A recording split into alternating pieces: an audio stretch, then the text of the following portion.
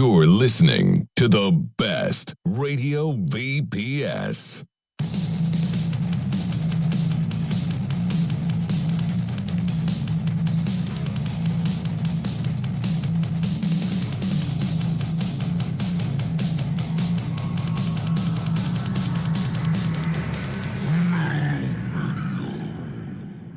Hey everybody, this is Jason French from Protest, and you're listening to Metal-O-Mania, live from the Crypt, motherfuckers. This is Last Legion, and you're listening to Metal-O-Mania with the Crypt. Hey man, is that Metal-O-Mania?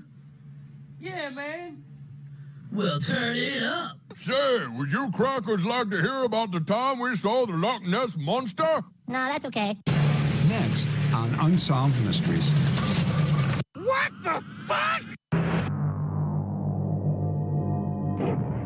From UFOs to psychic powers and government conspiracies, history is riddled with unexplained events. You can turn back now or learn the stuff they don't want you to know. It's the 18th reported crop site in that country in the last 72 hours. Oh my God! What was that? I need about $3.50.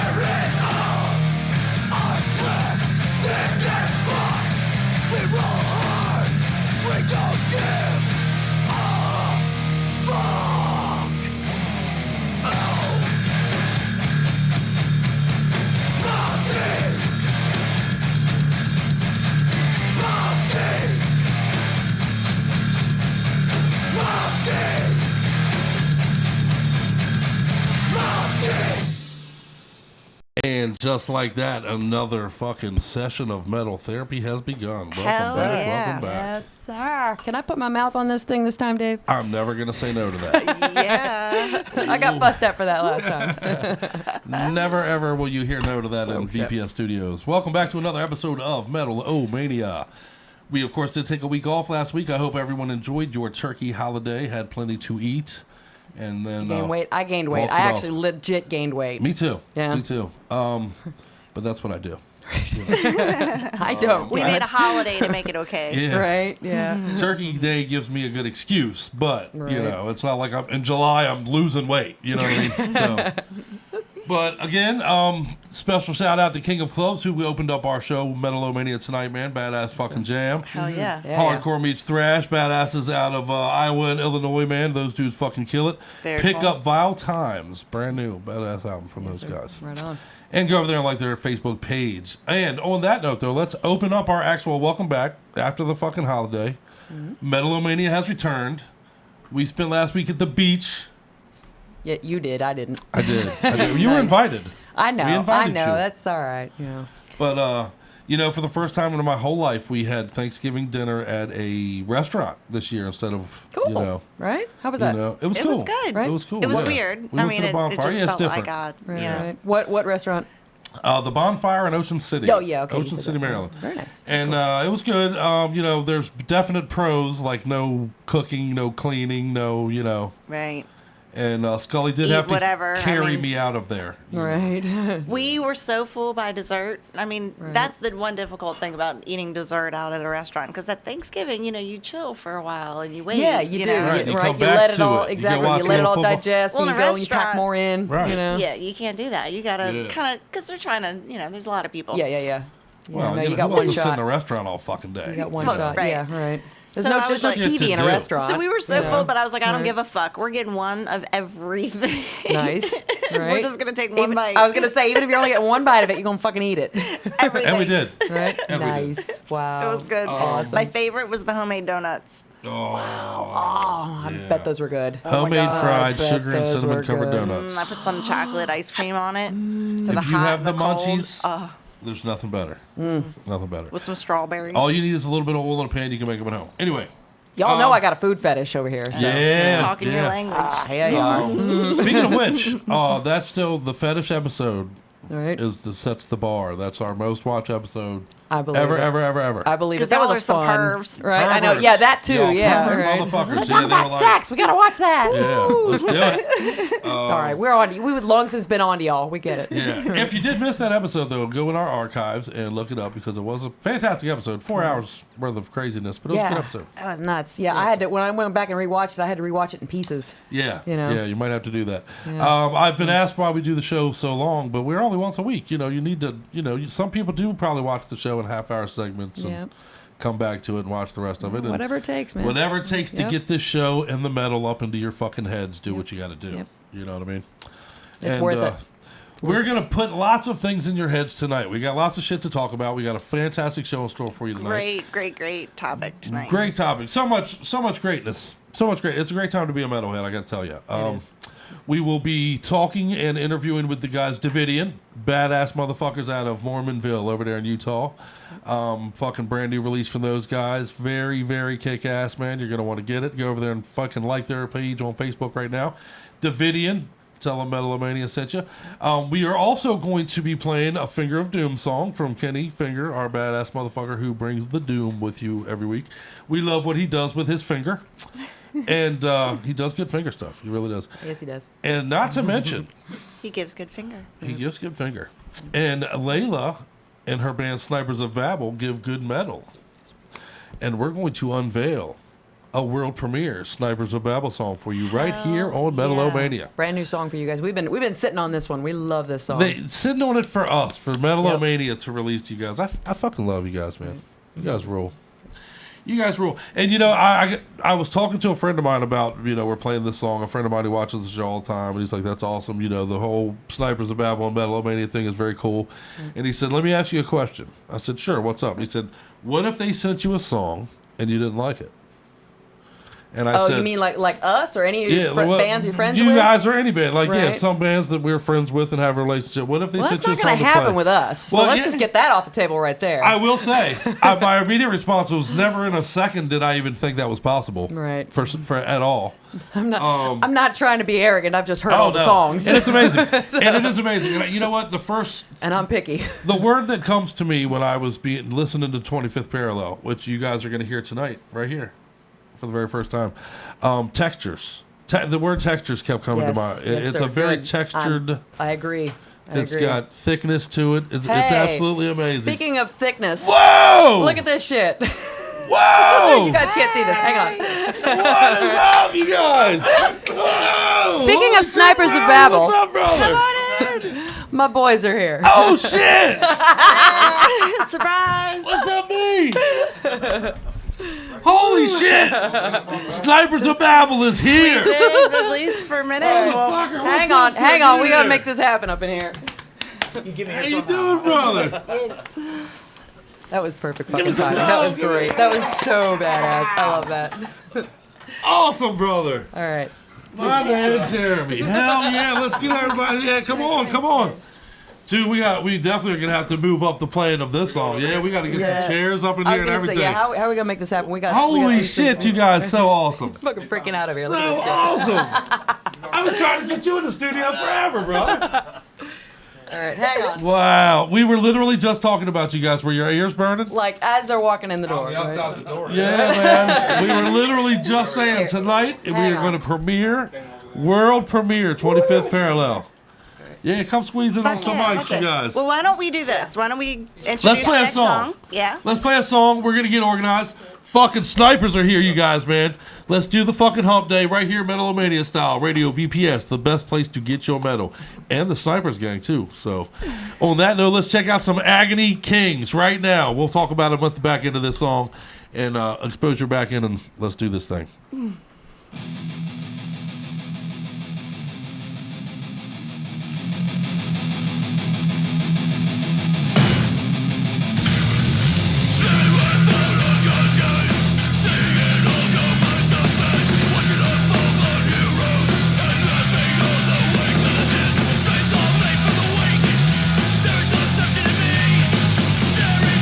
Nothing at all accomplished, so I stand here in silence.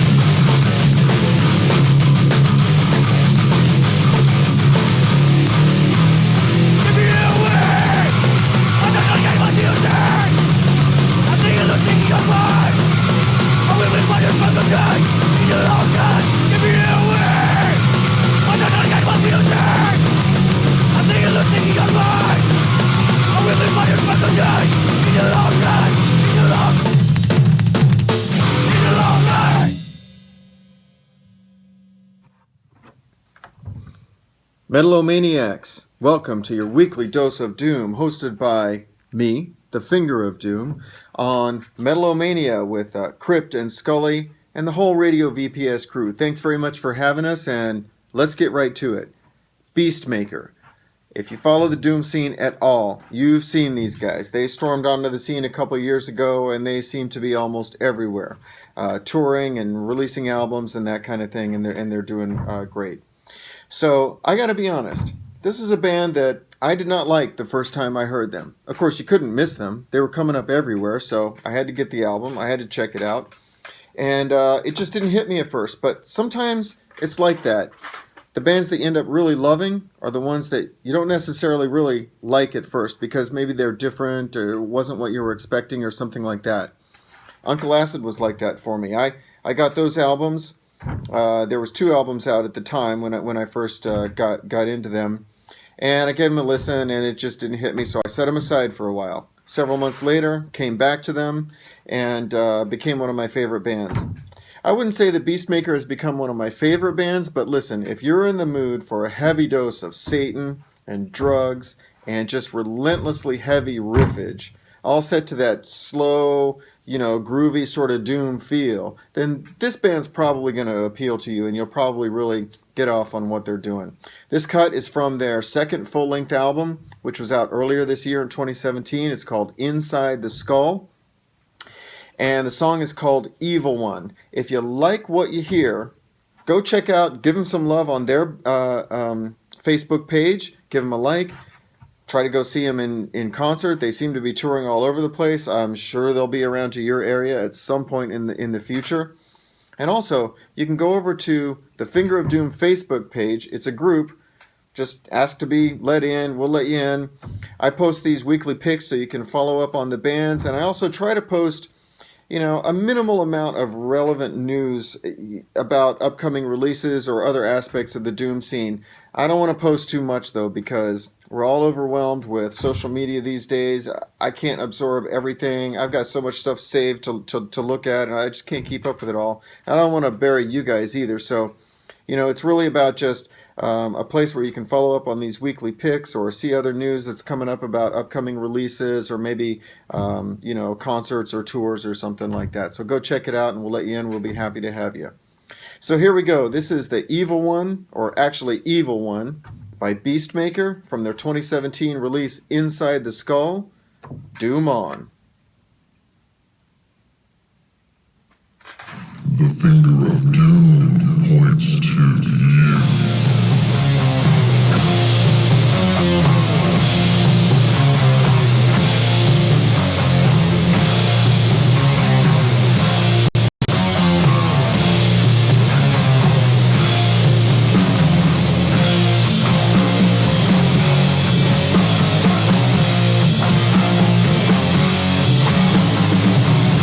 I don't want people, it's coming away.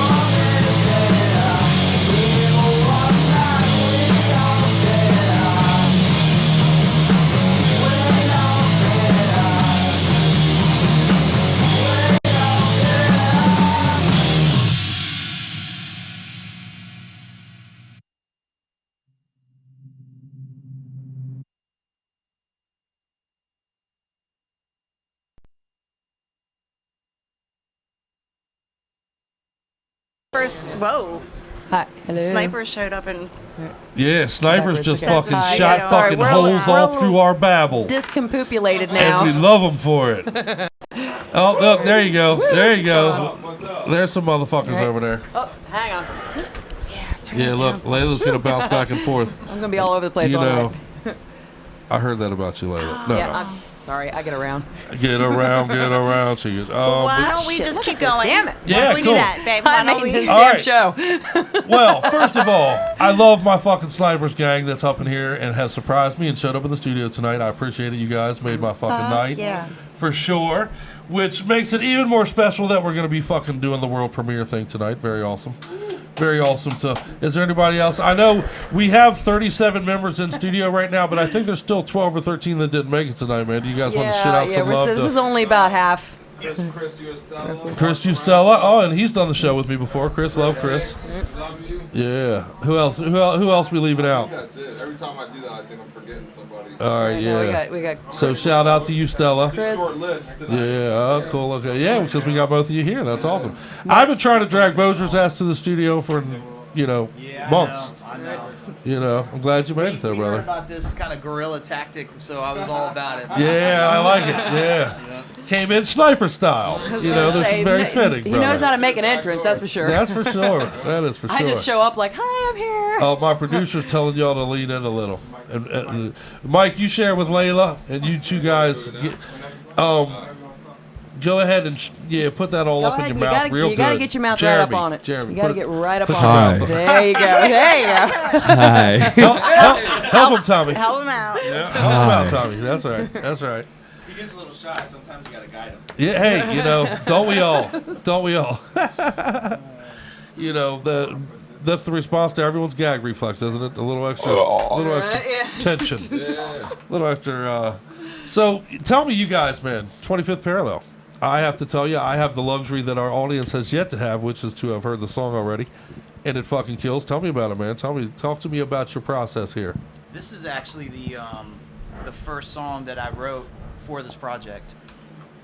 And You're not on wheels here. There you okay, go. there we go. I got to get you all up in the mic, man. Put that big black thing right in your mouth, right in your face. Oh. Prison flashbacks, man. I don't like to share with too many. No, but this is a song that was kind of before this whole project started, before Jeremy called me and was like, hey, let's do something. And I kind of had this riff going on, and it kind of kicked me in the ass to finish it up. And it was the first song. And it just kind of just took off from there. And I think it was the first song that Layla heard. And Yep. I originally wanted a female voice on this song. And so I with my buddy Rob Queen, he hooked me up with Layla. And then she did that. And then I was seeing Mesmerized. if she was open to do more. You know Right, what I mean? awesome. So now she's on every track. Yeah, I don't blame you. Wasn't the original intention, I guess. Well, we're trying to bring her in on it. And now we can't get rid of her. I know, right? They've fired me a couple times already, but Right. I just She keeps coming back, right? I'm having too much fun. Sorry. Well, she did the show with us once. We actually haven't invited her back. She just keeps showing up every Why now and not? then. I mean, come on, it's fun. I'm just here to have fun. We're all here to No, have fun. we love you and we want you here all the time, of course. But yeah, man, it's a great song. I literally was telling Layla as you guys bombarded the studio tonight, which is awesome. Timing was really perfect. As I was listening That to was great. 25th Parallel, the word that kept coming to my mind, the word that kept repeating to me was textured. Mm-hmm. It's a very textured song. It's very layered. It's very deep. You know what I mean? It's very. There's so many. You can listen to it 4 times in a row and hear it a little differently if you're paying it. Yeah. You know what I mean? Awesome stuff, man. Awesome. Thank you very much. Truly. And I told you guys, like he said, it's the first song that I heard from the project. And I mean, I've told you before that my big thing with any music is fusion. Fusion, yes. Taking different Yes. elements from everything that inspires you and just figuring out how to make it all work together. And so this is really up my alley. But it can be done wrong really easily. It's really, really easy to fuck It's it a up. fine line to walk. Oh, awesome. Oh, it's a fine line to walk, Yeah. Uh-oh. No, that doesn't sound good. No, it doesn't. Talking it again. Hi, hello. Hello. I like that effect. We're though. trying to get the mic they're situation fixing sorted. you. They're fixing you. That's what happens when you crash the party. Yeah, she had me fixed earlier before the night, and they're fixing you now. So, So much fun to be here. Thank you for Did having you do the death growls? Are you the growly? And you got the... No, I can't take credit. I do a little bit, Yeah, but I can't take no. Chris Estella is badass with the lolos. He really All is. right. He's the lower Yeah. end. Absolutely. And then One you of my bring favorites ever. brought the other part, right? You and Tommy? Use your mic. Fine. You got your own mic now, Tommy. Come on. Yeah, look, he got all stingy, I got man. my own. He got put that mic up in your mouth real good, Tommy. You know how we used to do it back in jail cell He got block. excited about tag teaming. You got to make that commissary. Definitely not a G-rated. Yeah, right. So you brought the higher pitched. He brings the pain. Yeah, I do you some brought the higher pain. pitch stuff, yeah. Yeah, dude, stellar, man, stellar. He does. I do. He said, like, Tommy's fucking incredible. I mean, all you guys are incredible, but I mean, Yeah. really, yeah. Yeah, everyone top of their game. Dude, well, it's quite the assemblage you've put together, man. You know, you've brought together a lot of different styles and fucking me and Layla have talked about also. I mean, that it is a very fine line. It's very easy to fuck that up. It really is. You know what I mean? Yeah, and that's what sold me on this. Is I heard this song that you guys are about ready to hear, and I was like, holy shit, someone did it. I need in. I need in right now. Dig it. Oh, you trust me out there. You're about to hear in a minute. We're gonna throw 25th Parallel at you in just a few minutes, and you're gonna be glad we did, man. And it's easier to fuck up so much fusion than it is to make it work, and yet it not only works when it works. Oh it's a home run. Yeah. Oh my god. And this is a home run. So this is a beautiful. home run, man. Yeah, I felt You really know? good about it. I kind of want to come from that, like, movie soundtrack kind of angle. You know what I mean? Dig it. Epic. Yeah. Absolutely. It's an epic song. That's the word we throw around a lot. Yeah. Right. I noticed you guys aren't afraid to put together pretty long fucking songs too, huh? No. Guilty. We got 45 people to fit in. Exactly. Yeah. Everybody's got to have a part. Needs a role. Right. That's great. I like that, man. Starts causing tension if it's any shorter than We jam you know. for an hour. I do 6 minutes worth of work.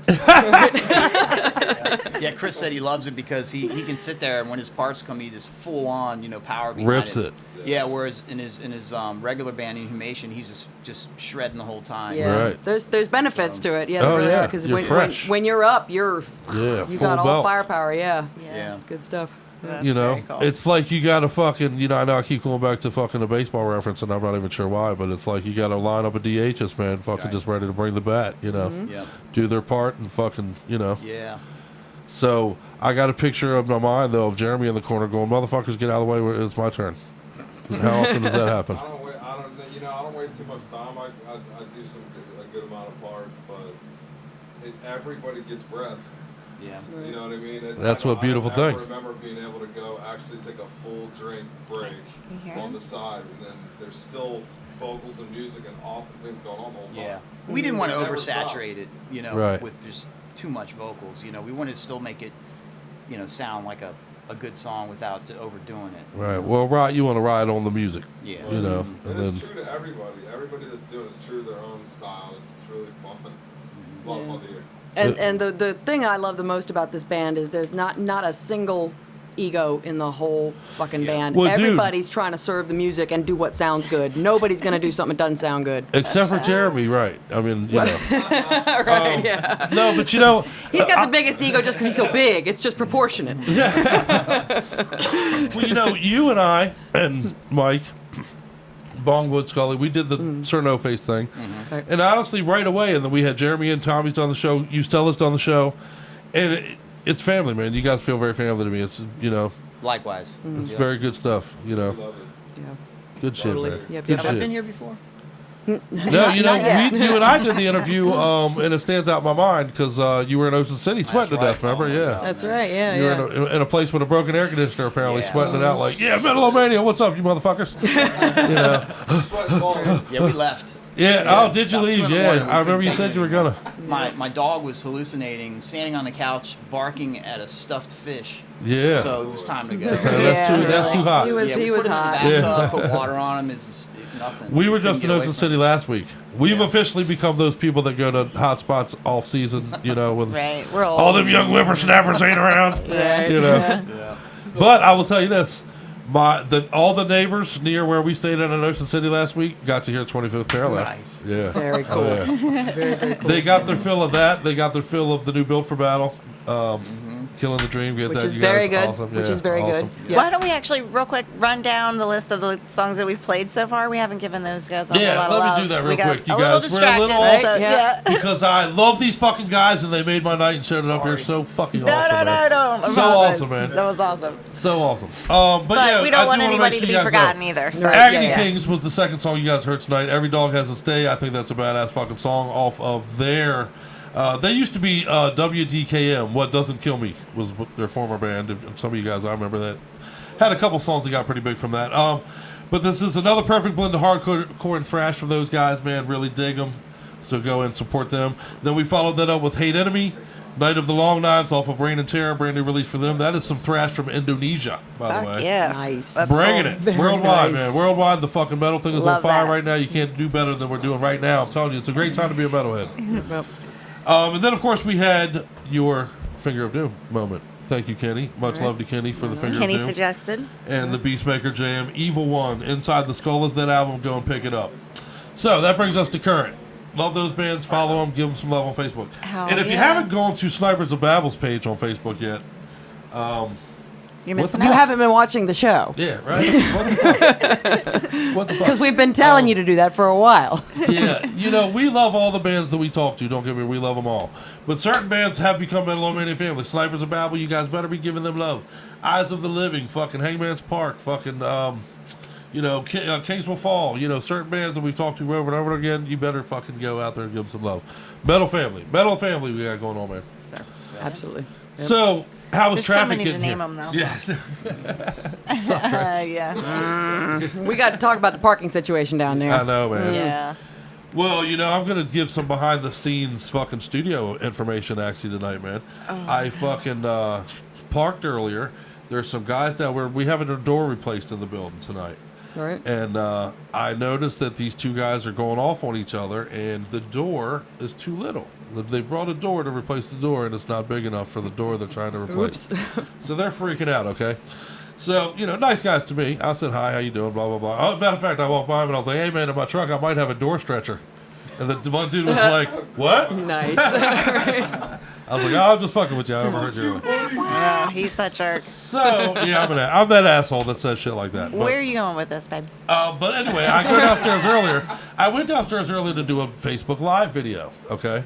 I was going to fucking wait for Layla. I knew Layla was just a moment away. I was waiting for her. She was going to walk up. We were going to go Facebook Live. Hey. I was literally like yelling at him from 2 different traffic lights in front I of the can't building. get into there, I was at motherfucker. one traffic light. I'm on the phone with him, waving at him like, see, I'm over here. And he's like, oh, yeah, I see you. I get through that traffic light, go around the corner, I'm at another one. I can still see him. I'm just as far away from him as I was at the first one. I'm like, I'm still here. Well, you know what's fucked up about that? There's like 5 lights. Right, in that Yeah, one right. little intersection. Yeah. What's fucked up about that is there's almost never cars here on Wednesday nights, but for some reason when you come, there's always something going on here that night. Tonight was the night that I decided I'm like, all right, I'm not parking in this damn parking lot right in this building anymore. Yeah, I'm gonna find one that's far away. I'm gonna walk. I don't blame you. You know? Well, so I go downstairs early to smoke a cigarette. Right, I'm waiting for Layla. She's going to be here. We're going to go Facebook Live. Oh, are we talking about our friend? Yeah, I won't throw no names out there or anything, but.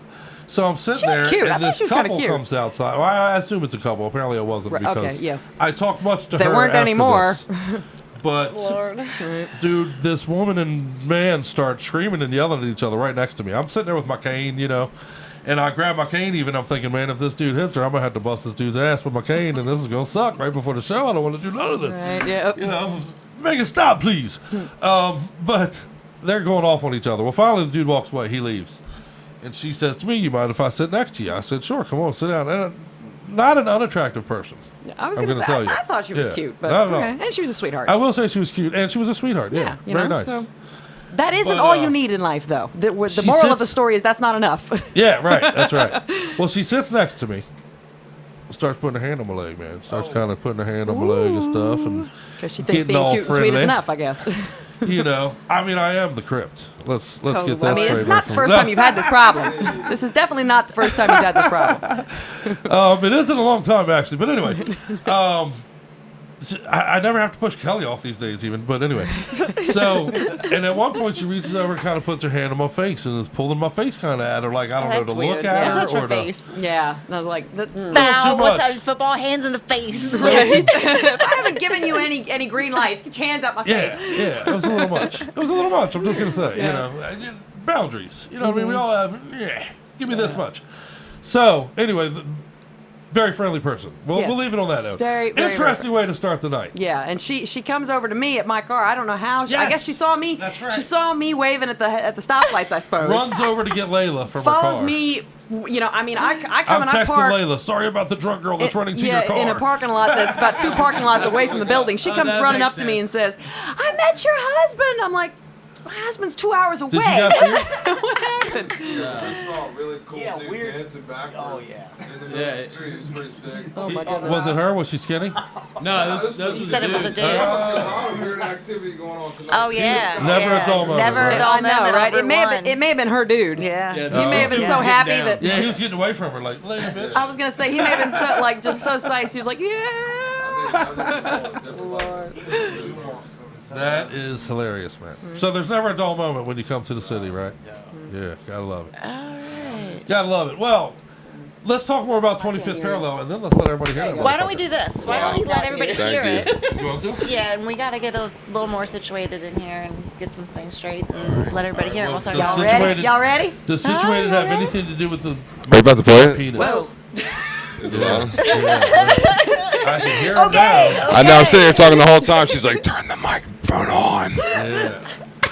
Son of Probably look dumb. If I look dumb, I'm sorry. We heard Aren't you a you at first. It's the first thing I look for. It's way too You do loud. vocals for the band, We right? heard you at first. You No, must have flipped the I'm switch at actually some carry point. equipment. Then you think I would know the equipment better, right? I love you, brother. I love you too, buddy. fucking love you. I love you. It's good to see you smile, man. Dude, It really is. It's good. You guys got me smiling, bro. It's good to see you smile. That genuine smile. I love you.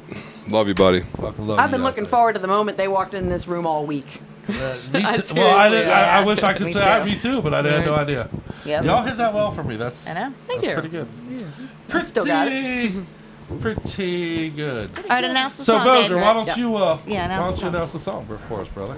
We are Snipers of Babel, and you're about to listen to the 25th Parallel. Roar.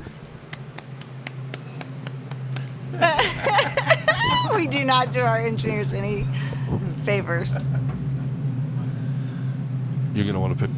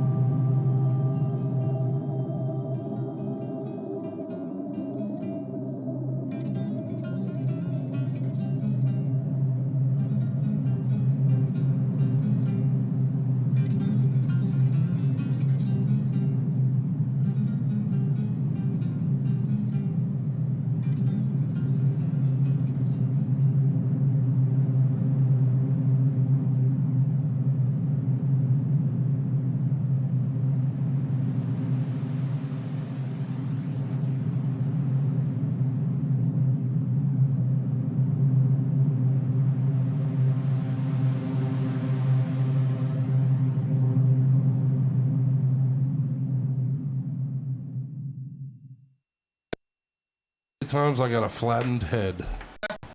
Nice. And that's how we come back from a kick-ass song. And that's a shame what I just did there.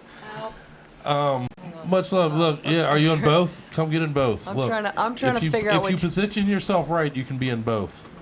There we go. Yeah, where the fuck are we here? Dude, badass fucking song, you guys. Badass motherfucking jam, you guys. For real. Very cool.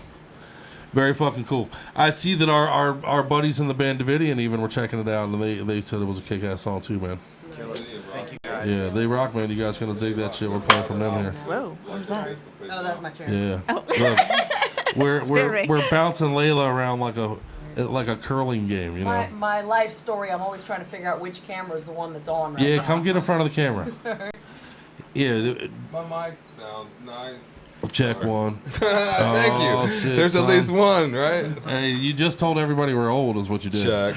That's You know. okay. That means we got Hey, good that's taste right, in man. We hip-hop. made it. That's Yeah. right. We made it this far, Absolutely. motherfucker. Yep. You know. So, Redemption will be the album, correct? Yep. It will be. Awesome. And do you know? I know we had talked about at one point. I think last time Jeremy was here, we had talked about a early New Year release. Yeah, we're shooting for like January, possibly February. So we have a couple bands ahead of us with Lost Apparitions Records. So, you know, everyone's being fair, basically. Lost Apparitions Records. That's Stan, right? Yep. Shout out to Stan. Hell yeah, man! Great record label. Here, fuck the headphones. There we go. I'm scooting all the way over. Squish. Come on, you guys. Come on and squish. Come on and squish. Yeah, we can do this. We can fucking do this, man. Getting squishy with it. Nah. Damn, I just told everybody I was old again, didn't I? I know I had that one last time. Yeah, so Redemption, we had talked about it being an early January, February release at that point. Is that still the what we're looking at? That's what we're looking at. It's probably going to be more like mid-January, February, probably. You know, just being realistic about it. You know. Sorry, go ahead, keep talking. Okay. Yeah, no, you're good. Yeah, no, right. Yeah. So, and that's with Lost Apparitions. That's Stan Hunt. That's, Yeah. you know, shout out to Stan, another good dude, man. Yeah. I know I talked to a lot of people who are local in the scene that mention Oblivion Studios quite a bit, man. Awesome. So that's your thing, studio right? in the That's world. your Yeah. gig, right? Tell me what you got going on there, brother. Yeah, I've been doing Oblivion Studios for a long time. A lot of metal, hardcore bands, hip hop, commercial jingles, even. You know what I mean? Oh, And, awesome. I was doing it full time for about 12 years, and then I guess just with the economy kind of tanking and stuff like that, did different types of jobs, you know. But I'm still doing the studio, you know. Dig it. And, I've often thought I have a great voice for commercial jingles, man. What's up? You do, yeah. Let's do some fucking, you know, rib for her protection. Her protection. Fuck. Look, I fucked that up on the first run. You're gonna need a few takes All right. to sound good. All right. You know, I obviously I need punch you in, practice, don't worry but about yeah, it. right. There you go. Right. I'll just do takes like that, and then you can fix it, right? Yep, I can take the words and Sweet. make you say anything you want. man. Oh, that's a little You scary. know I can't sing, right? That's a little scary. Whatever. It's all an illusion. Whatever. I heard you sing in the She sings shower, and you one did word well. at a time. Hey, wait. Kidding. I'm kidding. That was a joke. Yeah, that's awesome, man. That's awesome. So I gotta tell you, man, I would love to attend one of these snipers things, man. You got going on when you got these guys all together at your house. Your studio's at your house, right? Yeah. Correct. So you got all these motherfucking crazy asses come over in one place at one time. That's got to be a good time, right? Oh, it's a party. Yeah. Definitely, man. Gotta be. We don't have a drummer yet, so we're just going as planned, getting our stuff tight, and so a drummer will just kind of fit right in. Right. We've got a guy right now working on stuff, so fingers crossed it works out. Yeah. I know a buddy of mine hopefully is working on this shit. I'm trying to. Yeah. And thanks for the. Yeah, hookup. I'm hoping. I'm a good Yeah. dude who kicks ass too. By the way, 4 hours a day, man. When you hear, 4 hours a day, 4 hours a day, 4 hours a day. That's what's up. Yeah. And that's what we're looking for. Yeah. You know. See the passion. That's what it's all Right, about. right. What's that old saying? Even you're 1,000 hours away from mastering anything. If you actually dedicate 1,000 hours to any one thing, You're a master of whatever it is. So I am the masturbating king of America.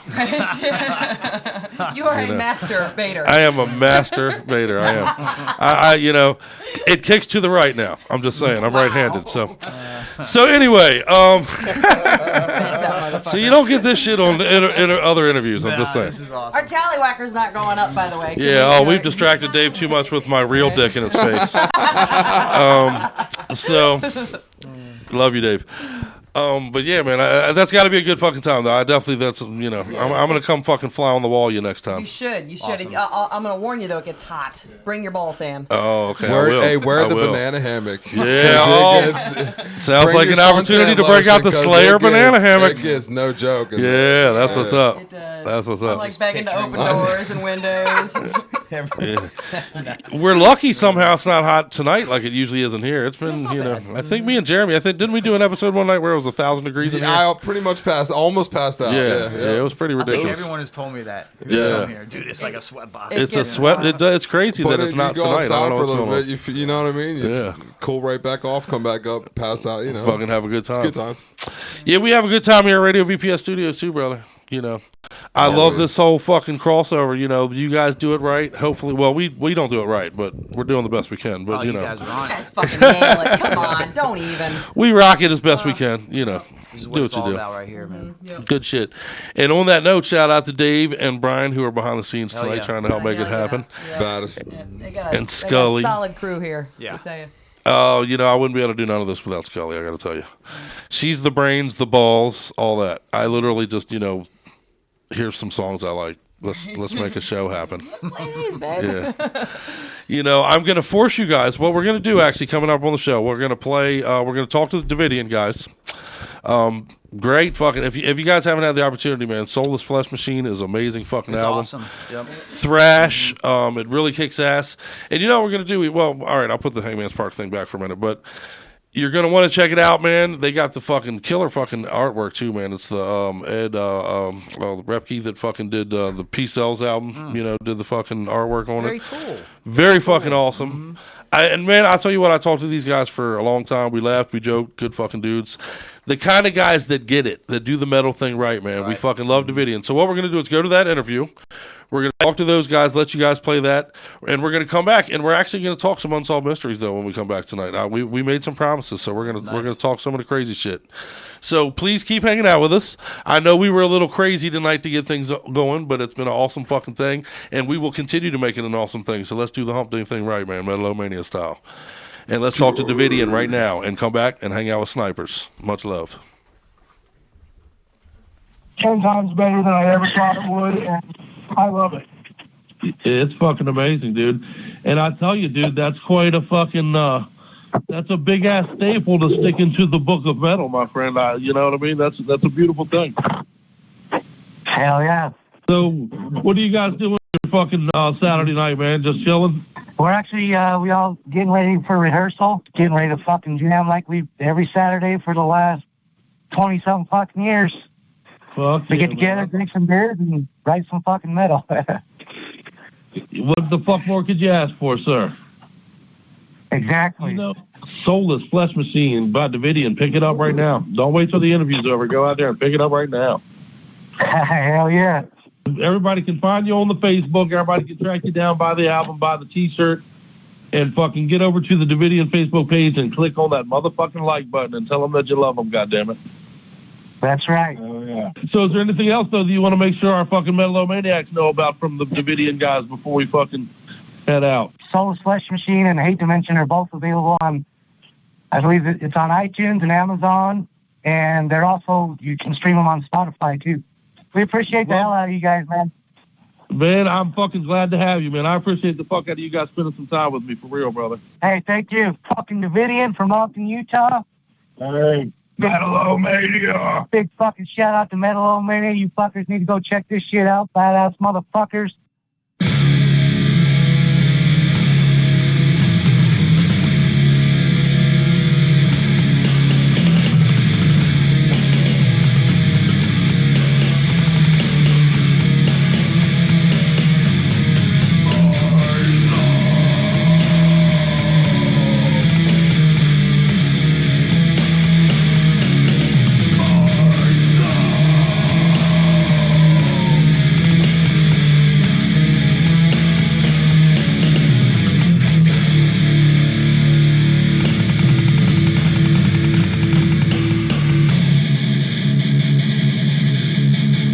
little bit about this badass fucking album, man, dude, for Metal-O-Mania, man. We appreciate you guys hanging out with us for the night.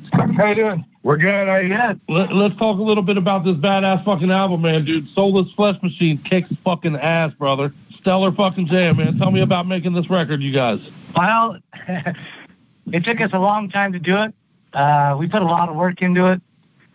Took us a little over a year, but it wasn't constant recording. We do it, maybe every other Saturday here and there when we all had the time, but we put a lot of work into it, and hopefully it shows through. It absolutely does, dude. This is a fucking kick-ass album, man. I dig every fucking minute of it.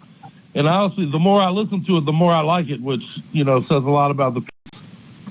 Nice, even better. So you guys are coming to me out of fucking Mormonville, huh? That's right. The gutter of Mormonville. Yeah, we're the gutter of Mormonville. We're not even Mormonville. We're from Ogden, Utah. Dig it. Are any of you guys Mormon? How many wives you guys got, man? I can only handle one, bro.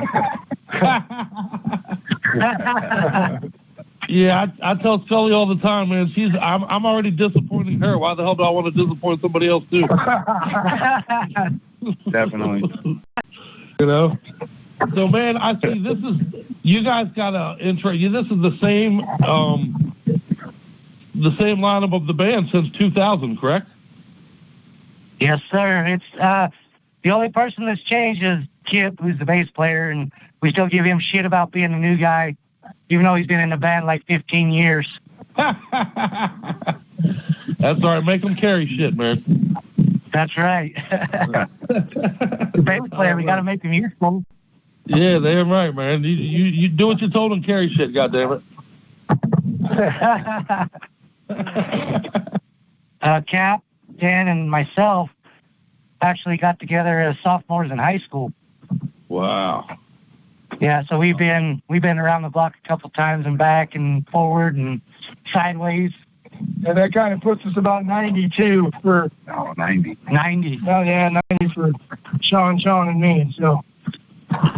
Yeah, right on, man. Well, then if you guys go back that far together, that means you probably picked up your influences together as well, right? Like, I see on your Facebook page, you list like Slayer and Machine Head and Overkill. Of course, some of my favorite bands of all time. Did you guys get into all those bands together?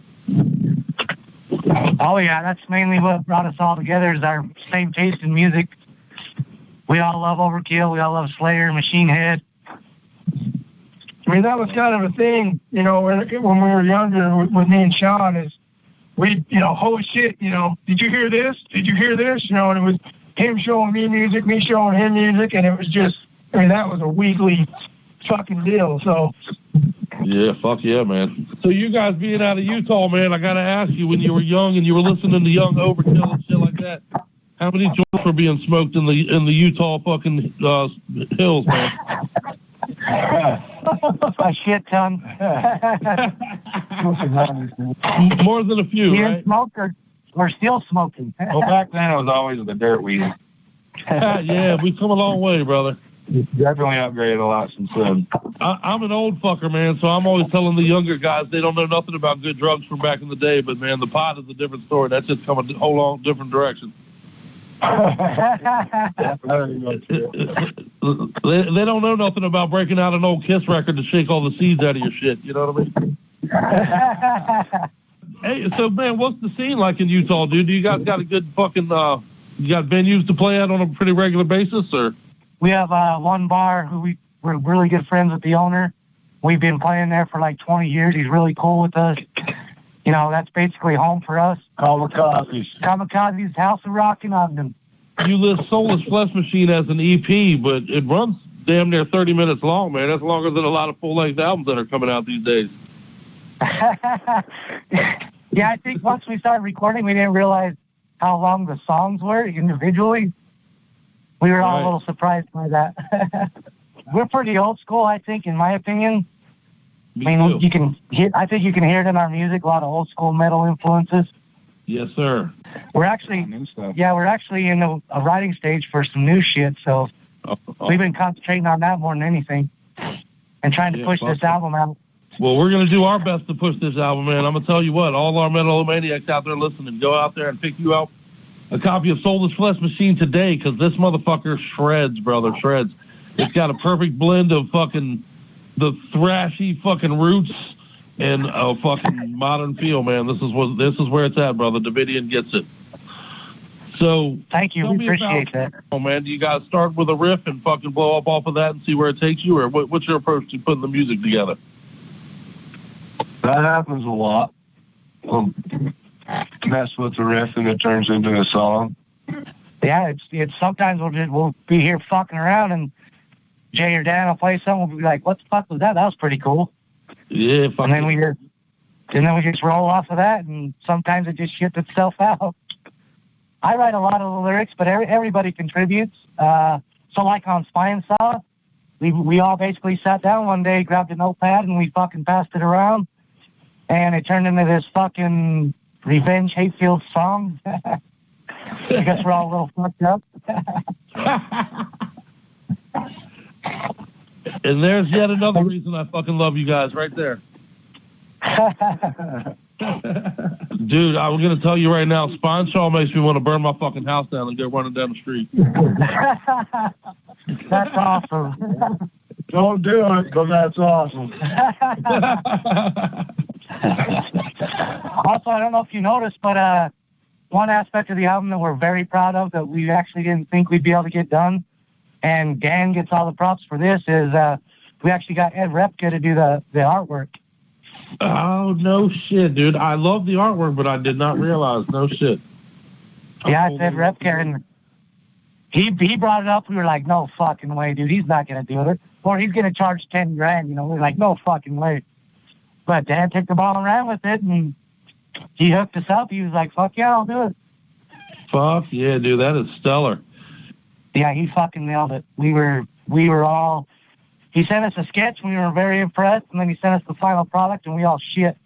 Yeah, that was kind of a cool thing as well. I mean, you know, being back in the day with being young metalheads, you know, seeing T-Cells and seeing Toxic and all these album covers that this guy did, were just like, holy fuck, this artwork's killer.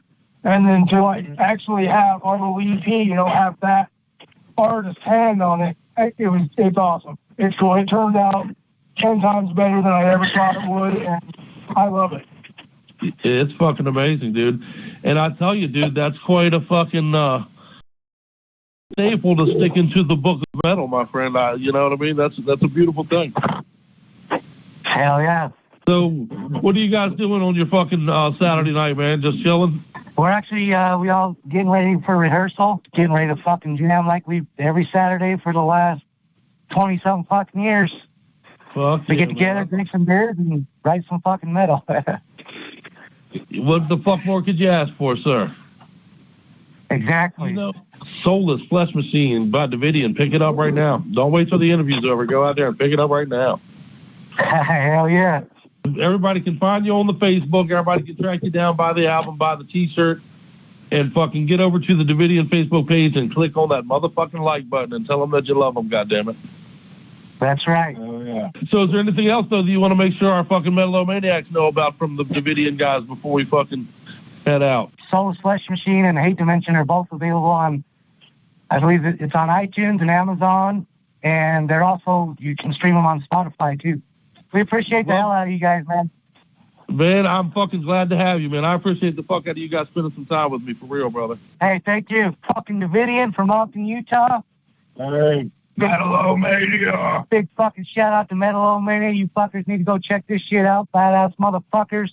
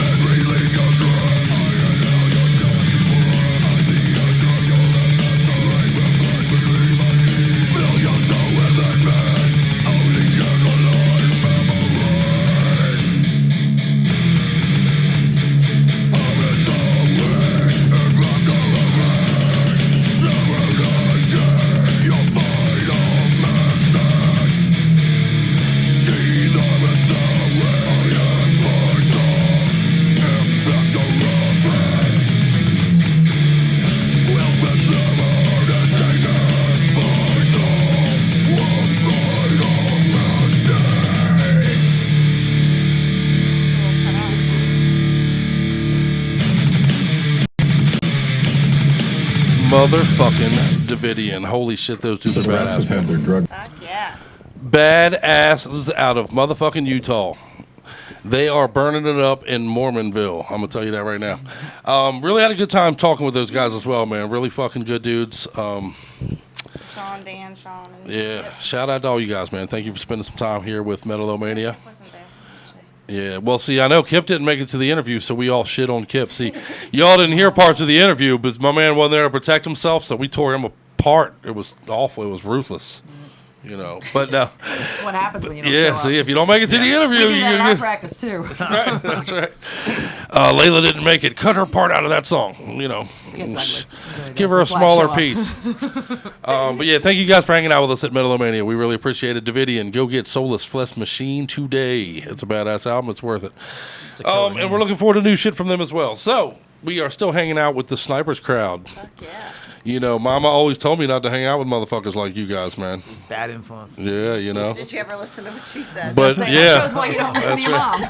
Thankfully, yeah, I never. Or maybe it shows why you do. I don't know. I guess we'll find out, right? Yeah, right. Well, you know, people that your parents warn you about are always the most motherfucking fun. So that's a fact, true. right? That is true. For better or worse, That's that is true. Yes, indeed. Yes, indeed. You might do fucking 5 to 10, but you know, you'll have more fun before that. But anyway, so we were talking unsolved mysteries. Well, we haven't yet. All right, yeah, we promised everybody some unsolved mystery talk, and so far we've given them my dick and some snipers. Which really, what else do you need? Honestly, you know, both of those things are unsolved mysteries, I believe. You know, Snipers has put together a band of 3,000 people that are cool that jam. That's a motherfucking unsolved mystery. And my dick, if I sent you a picture of it, you'd know what I'm saying. But, you know, speaking of which, we talked fetishes that time, you know, when Layla was here. Yep. I have since sent my very first dick pic. I broke my cherry, you guys. Uh-oh. All right, tell us Congratulations. about it. I broke my cherry. You talk dick pics with Jeremy. Yeah, that's right, Jeremy. That's right. We talked about dick pics. That was his first. Remember, we had never done it. Did you produce your song yet? Oh no, I need to do that. Well, no, that's yours. It was yours. It's yours. No. I gave it to you. Yeah, I got the Okay, I'll do you right. I gave it to you. That's all you. I'll do you right. You get the rights to the lyrics. You get the lyrics. Well, see, and what people don't know is not only does Jeremy have the lyrics, he was who I sent my first dick pic to. He hasn't opened his mail yet. You know Look at what? this. He's like, It's nothing like he says it is. They never are. They never are.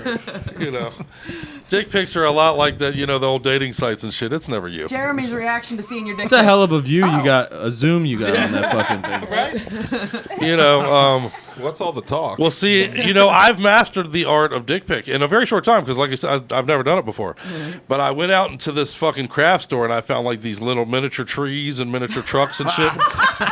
And I fucking laid it out there with that little shit, miniature you know. lumberjacks. Yeah.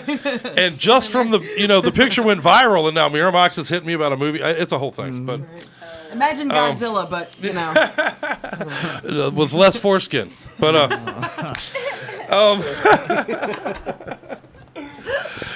Godzilla. Anyway, so we're gonna talk about. We might kick some of our subject matter back to next week.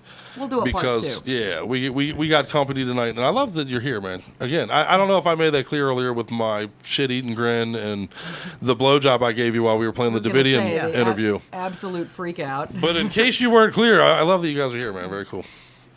How do the knee pads fit good? Oh man, the knee pads are amazing. Well, you know, I'm a former tile setter. I know good knee pads. Well, then why'd you ask to borrow mine? I know good. Well, because hell? what I would expect you to have your own. That's a great guy to show up with knee pads. Right. Well, that is true. That is true. Fucking considerate, man. You're a good guy. He could have been nicer about the way he said assume the position. Everybody's been saying it. When he placed him in front of himself, he could have been nicer about the assume the position part. But we'll see. What I learned as being a towel setter about knee pads is that you always ask a woman about knee pads. So there you go. That's why I wanted to borrow yours.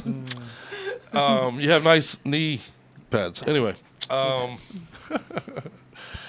just saying I didn't get this round mouth from eating square meals. Anyhow. That's a good way to put it. But again, I'm glad you guys are hanging out, man. Yeah, but But so Mike, let's pick your brain, man. Let's go unsolved. You guys want to talk some unsolved mysteries? We can always kick it back. I'm open. No, let's go. I'm open format here, man. I'm cool. You got the right one right here to unsolve all your mysteries. Yeah, well, if you didn't catch the episode where we talk conspiracies, Bozer called in. We had a great conversation in that show. That was a good time. And Tommy was here for that show. Yeah, so it was that's two of right. them. I was. Yeah. We had a whole bunch of snipers in the house that night. As usual. So this is the first time him being in front of the camera. Yeah, I'm awesome too, man. Awesome shit. So you want to talk? Oh yeah, fuck. Don't leave me hanging, man. Yeah, you don't want to knuckle me tonight, probably. I guess. Sorry. Before we go to bed tonight, I'm like, take off all the rings. Satan. He just dapped you up with Satan. Well, what's bad is I'm always chasing Scully with it on. Like, come here, honey. Let me throw you the devil's horns. This might hurt. If I said that, she'd be like, "Might, fuck it, then I'm out." But anyhow, we're very unformatted tonight, you guys. But it's all good. But let's talk. Let's open the unsolved mystery. What do you know about Stonehenge, man? What you got for me on the Stonehenge thing? Yeah, you ready? Right out. Man. We're gonna go right hard and heavy, man. Going to the motherland. On this or anything. Yeah, right. Again, we can kick the unsolved mysteries back and just talk metal all night if you want to. I'm totally on board with that. Why if don't you we guys change prefer. the format a little? Why don't you tell us what you know about Stonehenge from the There you go. and we'll add a commentary. This is why you have women on your show, ladies and gentlemen. I have company. I don't want to. You shut up. I saw the look. I saw there's a mirror over there. I saw the look. I wasn't sure if that was for me or for you. No, I saw the face. I saw this Tommy. I'm not saying anything. Face. A new unsolved mystery is whatever the fuck Tommy just did. I don't even remember doing anything. Yeah, come on in here some more, Tommy. That was an automatic response. Lean over on Jeremy some. Subconscious facial expression. Yeah. There you go. See, now this is more what I'm used to. I feel more at home that way. Hey, tell them what you want for Christmas, Told you man. to act natural, yeah. I want that I dick felt pic. the chair going skirp. It was a couple weeks ago, guys. Yeah, right. I know. Making some noise though. We were talking fetish, and y'all guys come in here with that shit 3 weeks later. I didn't know. All right, well, let's circle back. Stonehenge, Okay. tell us about it. What you And got? go. Well, do you want to do that, or do you want to just talk metal? No, I'm it's just cool fun. with Yeah, we like the unsolved mysteries. They're fun. All right. Well, anyway, Stonehenge. As many of you obviously know, the Stones in fucking Salisbury, England, built approximately 5,000 years ago. Right on. I know I got to look at my notes too, but you can share them with me, Layla. Well, nobody really knows how, right? Well, right. I mean, nobody knows how. Get into the interesting stuff. Yeah, the interesting. What we do know is that the stones that make up Stonehenge were carved from stone between 150 and 200 miles away from the placement of Stonehenge. We do know that it has a seemingly direct correlation with crop circles, and that crop circles happen in the fields around Stonehenge more so than any other part of the world. Right. Okay. So And we're going to talk about crop circles a little bit too. But I'm sorry, go ahead. I didn't mean to. No, I was just saying that I hadn't heard that yet, so that's interesting. There have been other Stonehenges as well. There's Stonehenge is the big one, but there right near where Stonehenge is, there's what was considered Woodhenge, which was uncovered. That was made of. It wasn't made of stone. It was made of wood. Right. You know. Right. So, yeah. And deep down into the. They're deep really down close into with the naming. Throw something at him, Layla. You can always smack him. But right, they Very found. used to this. I know Kurt's like. Meh, meh. Oh shit. Anywho, there are many theories, obviously, about what Stonehenge. What we also do know is that in the summer and winter solstice, it frames the sun in a way that shines through, as if it seems to be some purpose to do that. Yeah. So that is a question, and the theories range from it being a calendar, an old school calendar for the stars, obviously what it represented for the harvest, and knowing when you need to store food. There is archaeological evidence that it was a burial ground at one point, a mass burial ground. Oh, yeah? So that it might be a sacred place that they went to, to bury their dead for a period of time. And then, of course, there is the theory behind everything. Aliens could be aliens. Right. Yep. Right. It's always ancient aliens. It's always ancient aliens. Yeah. Right. I'm sorry. I don't mean to be cutting you out here, babe. Oh, it's I'm sucking my own fucking microphone. But I want a dick joke. I want a dick joke for that too. Do you see what you have already? Yeah, right. Oh my goodness! What's the What's the tallywhacker? Oh my goodness! Yeah. It should be a 666. It looks like it's like 6. 6'9". Very nice. 6,969. Right. Yep. And that's just for the dick pic I sent Sorry. Jeremy. But yeah, they call the stones the Sarsen stones. People think that it's circular, whereas it's more of a horseshoe shape. And what the fuck? Yeah, what the fuck though? What the fuck? It's crazy to think about how it was built. Yeah. I mean, there's a lot of a lot of not even theories. There's people have reconstructed similar things to like demonstrate how it could be done. It's not as impossible to get the stones there as many people portray it. Right. It can be done. Right. It's been done using technology from that era, so it's not as crazy as a lot of people attribute it to be. It's just how old it is. Right. Well, I do know though that it's not about whether or not it's possible. All of the discussion is, regardless of whether certain ways are possible, is this how they specifically did it? Right. And I did watch I saw a show on the Easter Island statues one time, and it was very, very fascinating. Well, we're going to talk about that, yeah. Right? Yeah. Okay. All right. Well, then I'll hold on to that. Yeah, we'll come back to it. Right? Well, something that is interesting in relation to Stonehenge and Easter Island, the Easter Island stones were made to kind of wobble, and people believe that had a lot to do with what they did to get it there. Right. Yeah. So, did I just steal what you were going to say? No, not at all. No, I enjoyed I love that shit. I'm fascinated by all this shit. I gotta be. I'm a big fucking geek. If you haven't figured it out by watching the show by now, I'm a fucking dork. I love all this. I was telling him earlier. I was like, shit. he talks about what a dummy he is all the time. I'm like, then why can't I ever keep up with you when you're talking about all this shit? Well, I have nothing but useless information here, so it still applies. Got a lot of it. It's all about quantity. I can't make my way to the grocery store, but I can tell you about World War II like a motherfucker. But anyway, Stonehenge is one of those fascinating sites. Again, its correlation with the crop circles I find to be somewhat fascinating. And it's a what the fuck thing, man. It's one of those what the fucks. I know, right? Yeah. Any theories? What's your theory, Jeremy? Aliens, or did your big ass go over there and put that 4-ton stone up on top of that shit? He can. I bet. You got one in your backyard, right? Right. No, I don't believe in aliens. Yeah. You don't believe in aliens that they exist? Not one single bit. Nope. No kidding. I know you do, but Bozier, I think we've talked a little. You believe they exist. Absolutely. Do you believe they exist, and that they've also been to Earth? Yeah, I think they've been here for thousands of years. Right on. Are you a proponent of the reptilian conspiracy? There was a thing I was looking at years ago. I'm curious though. About they were talking about like a you have creature. just entered the wormhole. Yeah, this is that trying to be like what? We might get slightly off topic, but that's okay. They talked about a creature called an iguanodon. Right on. Back in the prehistoric era, and they said if it had gone on the path of evolution it was on, we would have been complete subordinates to this thing. So, there's could be other Earths like ours in different stages of evolution. It's like how can we be the only one? You know what I mean? It's just kind of retarded to even think it. I agree. Thank you. Thanks Thank for you that. for saying that about your buddy Jeremy. Well, let's look at it from a purely mathematical standpoint. I know it's kind of a go-to argument for a lot of people who do believe aliens exist. I believe aliens exist. I'm torn on whether they've been here, to be honest with you, but I take the mathematical approach. If you start getting into billions and billions and billions of stars, and the likelihood of a planet surviving out there somewhere in similar conditions to which we have managed to flourish with life seems likely. It seems very likely to me, just on a purely mathematical. I think there's thousands of them, not just one. Right. You know what I mean? There's got to be thousands. Well, as vast as it is, Does that constitute for you? Now, I've seen theories that the universe is so vast and expansive, and I'm sure you've heard of like time gates and the portals and wormholes or whatever you want to call it.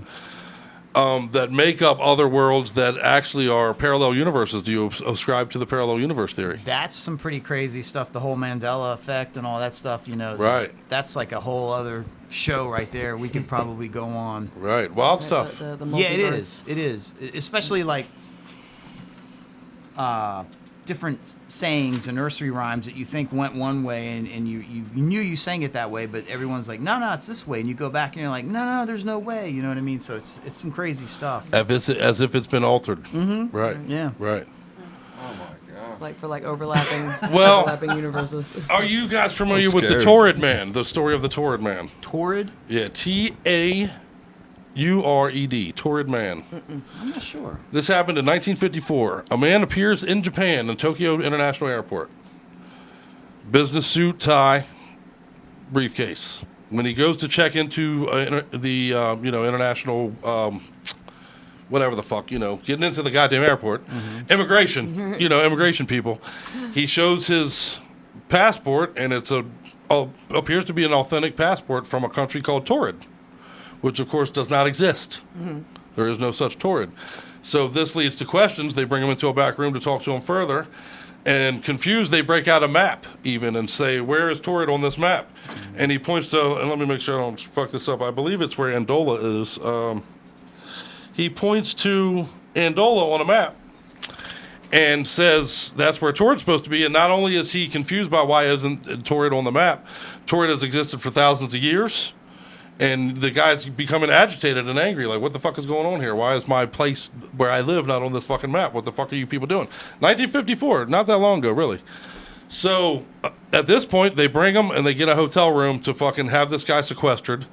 They're going to bring in FBI people to talk to the guy because what the fuck is going on?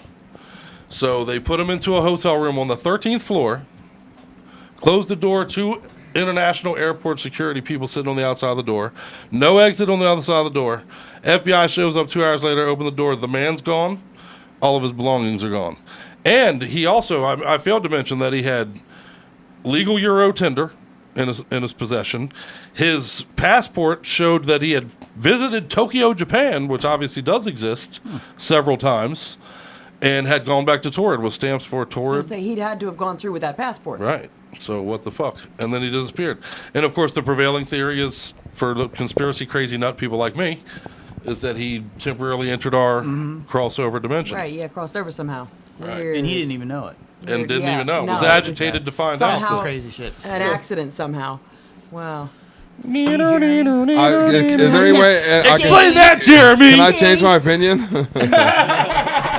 Mr. Winnie Pooh. That was crazy. That was a crazy story. Pretty wild, right? Yeah. That's cool. Pretty wild Torrid. stuff. Yeah. If you're listening out there in Torrid, what's up, everybody? Right, yeah. This one Shout goes out to to our Torrid. fans in Tell us about the metal scene.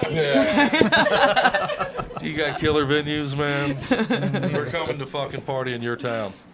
But yeah, that's a wild one. I thought that was a pretty wild. Yeah, man, that's pretty. Unsolved mysteries. Crazy. But I if I can sidetrack just a moment on the unsolved mystery thing. When I'm doing my homework for these shows and shit, and we're going to talk about it in a minute. Doing our homework this week, Kelly fell in love with not just me, but another whale. Doing our homework. She fell in love with a whole other whale this week while we're doing our research. But have you heard of him? The 52 hertz whale. The 52 hertz Oh, whale. yeah, 52 hertz whale. No, Yeah. what? The loneliest whale in the world. The loneliest whale in the yes, world. no, I have. Yeah. I have. You just bothered me. You guys privy to the 52 hertz whale? This is now the second whale that Kelly is in love with. This is the saddest freaking story in the world. There's this whale that is swimming around in the sea. You know how whales do their call. This is such a bummer. It is a bummer. It's either a blue whale. Oh shit, I forget. Did you ever make it? I think it was a blue whale. They think it's a mate. I don't think it's a blue hybrid whale. between I a think blue whale Oh, and no. a different type Right, of whale. Yeah, hybrid thing. That's right. Yeah. So anyway, they generally call at around 20 hertz or so, and this guy's screaming around 52. Yeah. His frequency. He's in the wrong frequency. Other whales can't hear him. Yeah. Or Change they it up, say dude. they may be able to hear him, but he sounds like Mickey Mouse. Right. Well, you know what I like to think of? He's the Rudolph to the fucking whales, man. He can't play in all the whale games. You know what I'm saying? There's no 52 females? 50, apparently not. He's the only one that speaks. It's like an anomaly. He's got It's a not- speech impediment. Yeah, that's what I think it is. There you go. That's a good. Literally. He's got a speech impediment. I know, right? Poor And, guy. and none of the other whales will talk to him, dude. Need some auto tune. Right? You know, he just needs a good engineer. Yeah, right. Where's his Helen Keller whale, man? Oh. What the fuck? But what I thought was crazy is it's so they've ever. This is where it kind of gets a little like, right, because nobody's actually seen him. Oh. Right? They don't know if it's a They male or a recorded female. him. They think it's a male just because of its tone and like Right. the way Oh, it sings okay. or whatever. But Right. nobody's actually got it on film because whale sounds can travel like thousands of. So then how do they know it's a hybrid? Because They're of guessing that the that's way what has that caused the problem with his frequency. That's why. That's Well, you don't put that Did you shit on make a note? TV if It's you like haven't types spotted around. it. It's because of saw it on the different internet. whales do It wasn't sing on in TV, it different was on the internet. frequencies and have different Definitely true. Well, they paint this picture like it's this lonely motherfucker, scooting around, and nobody's answering him and shit. The funny part, though, is that it's set off this big thing. Like, people have reacted to this whale in such a crazy way. Grant set up. Yeah, they're trying. Leonardo DiCaprio gave like $100,000 or some shit. $1,000. Yeah. What, to like find 52 a girlfriend? Find this fucking whale. Find him. Maybe it's not the loneliest whale. Maybe he's like in a whale menage a trois. He's just getting this giant whale. Right, maybe that fucking pounded on, and he's just making some crazy noises they never heard before. Right, maybe that hybrid is him and another whale going at it. You know what I mean? No. Well, see, Maybe I his sound is just carrying farther. My counter to that, though, is every man knows that time home alone is awesome. So, dude is loving it. What are you kidding? I was gonna He's say loving it's it. constant. It's like He's never. watching I the mean, fucking whale football games, man. He's fucking. No. Just because he can't talk to him doesn't mean he's not hanging out with them, right? I mean, do they not? No, they can't. they what I won't read was sync that he up has if no they don't. pod because Right. no, they can't. They repel him. Yeah, it's from like him. there's no communication. Yeah. It's just like not speaking the same language. Yeah. So explain that, Jeremy. Right. Yeah. Sure, Just it needs to must get his be big Barry enough. Dude, White you got a voice whale on, dick. get Make it happen. You know what I'm saying? What the fuck? Make it. Yeah, right. You ain't gotta talk. Yeah, silence is better anyway The in most whale cases. equivalent of a dick pic. Here. I've learned that lesson the hard This'll way. I make me talk a lot. friends. Yeah, right. That's how I made friends in high school. But anywho. But yeah, pretty wild stuff, Oh, my man. goodness. Pretty wild stuff. That was the one 452. that caught my attention. Yeah, she's over there like the lonely whale. I'm like, I'm fucking lonely right now. Put the computer away. What the fuck? Anywho, any thoughts on Bigfoot? Let's throw Bigfoot out there and see where it lands. Okay, here we go. What's up? I actually. Right. Well, hold up. He's right Can here. I tell you? I have a theory. I have a theory. Moving on. People that live near Jeremy. We found him. Yeah. Yeah. You knew that was coming, right? As soon as it got said, I'm like, man, let me see if I can slide off real quick. Dude, why do your arms look so long in the videos I keep seeing on YouTube? Mine? Yeah. I got a sweet span, dog. I got an NFL's type span. You wrap motherfuckers up like Aaron Rodgers, right? Like Anaconda, dude. Yeah. Oh, shit. Yeah, I heard that about your anaconda. I was talking to You Ricky a already couple know. weeks ago. She was You like, know what? We swapped pictures. I didn't just get yours. You got mine. So you know, That's right. let's be real about it. Now. I ran. His dick Don't pic be was alarmed. His pic was so big, my phone was heavier when I got it. He sent me down. Oh shit! Fuck, like God, it's heavier. How the fuck? Jesus Christ. Oh my god. But yeah, Bigfoot. I think it's all bullshit. I'll put it out there. I agree. Yeah. But Bigfoot, I'm not. I don't. I haven't seen anything convincing. I've No. seen a lot of, what. Guys running around in suits. Yeah. Well, the original video, the one that the big iconic one that Right. caught all Right. the Patterson world's footage, attention. right? Right. Yeah. He claimed to get attacked even by him at one point or something, right? Or didn't they run after him? Or I don't know. I don't remember that. yeah, All I forget. know- I might be confusing two different cases. Right. But go ahead. I'm sorry. Well, no. All I know is that the guy who supposedly was the dude in the suit came forward. Right. Many years later, of course. Yeah. And the dude went to jail for stealing money that purchased that camera.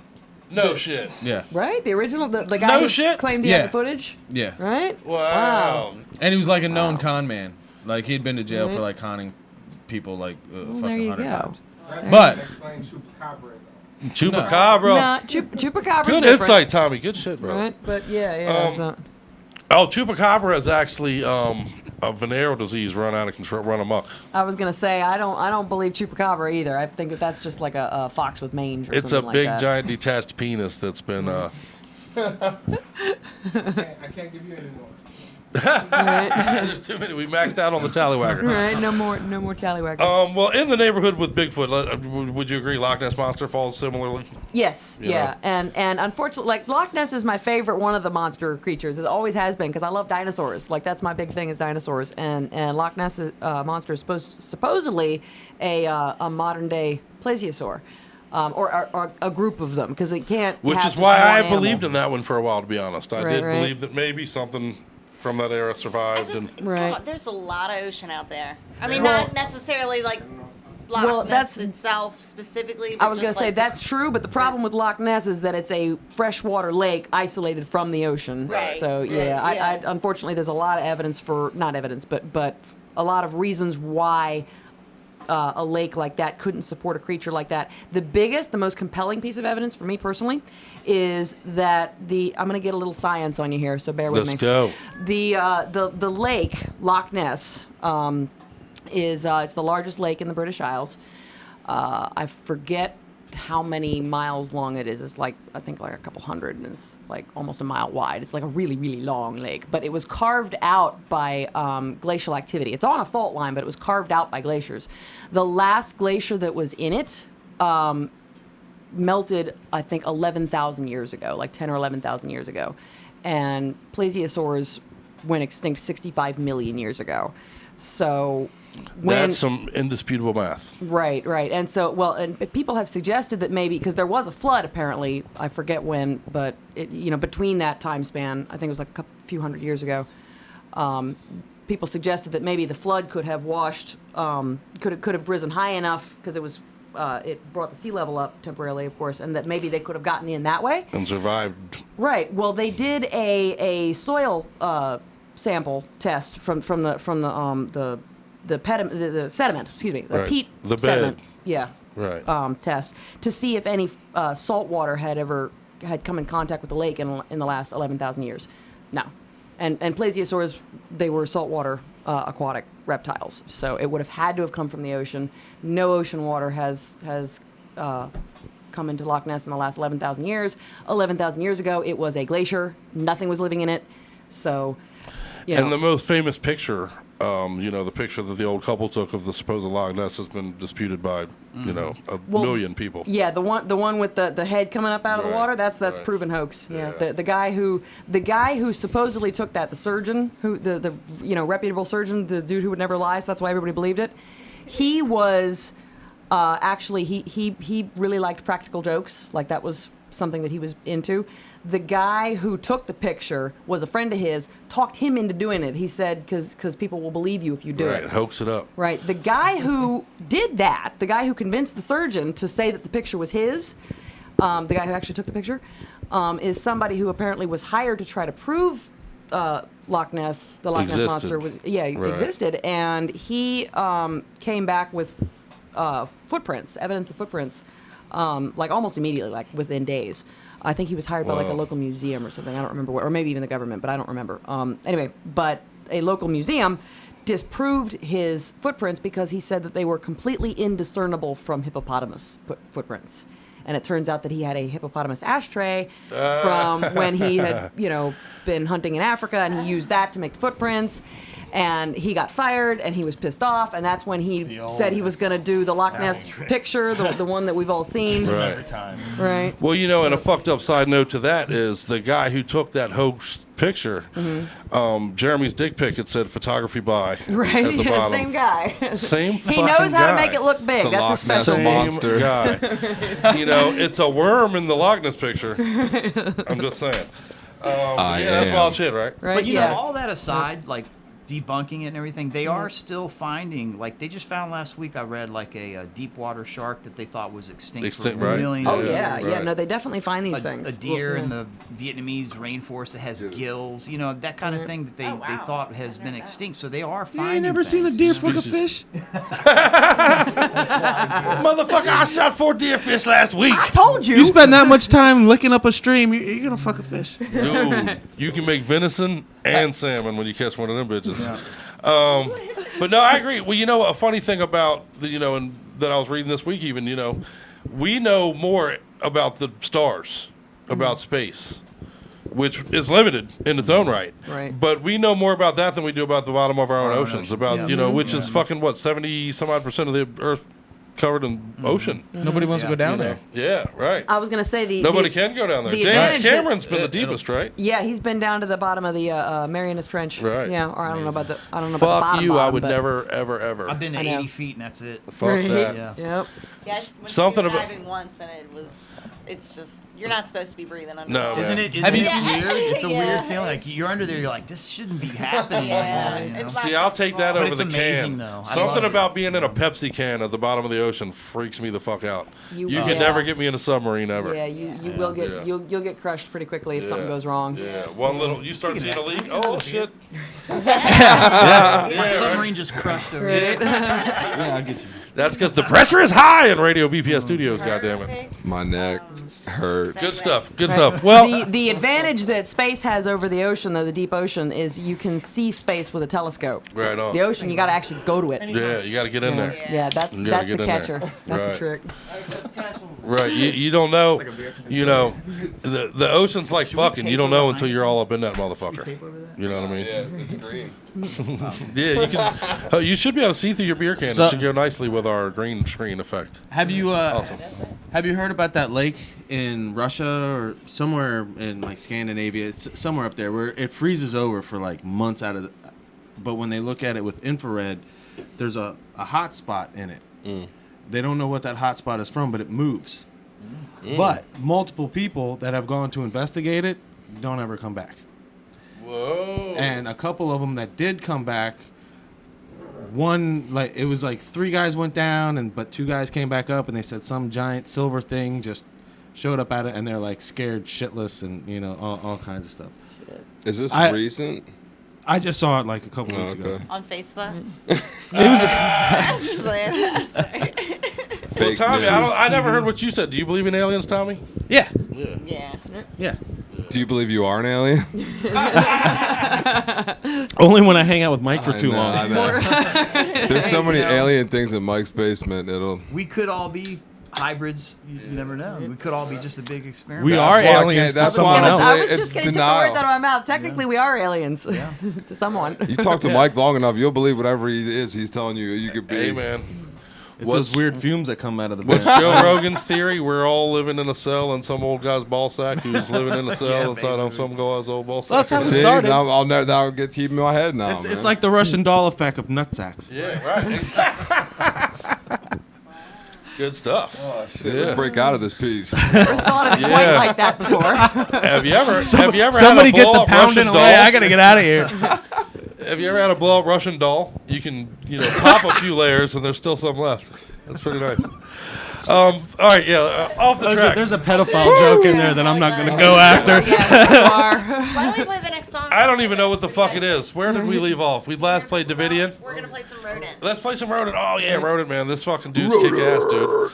Their album is called Trip Out, Thrash High. They're from Germany. They're kick ass, man. This is actually off a Ketamine 2013 Blues. release, but it's new to me, so it might be new to you, man. Let's check it out right now. I love the Ketamine- song title, by the way. Ketamine Blues, Ketamine brother.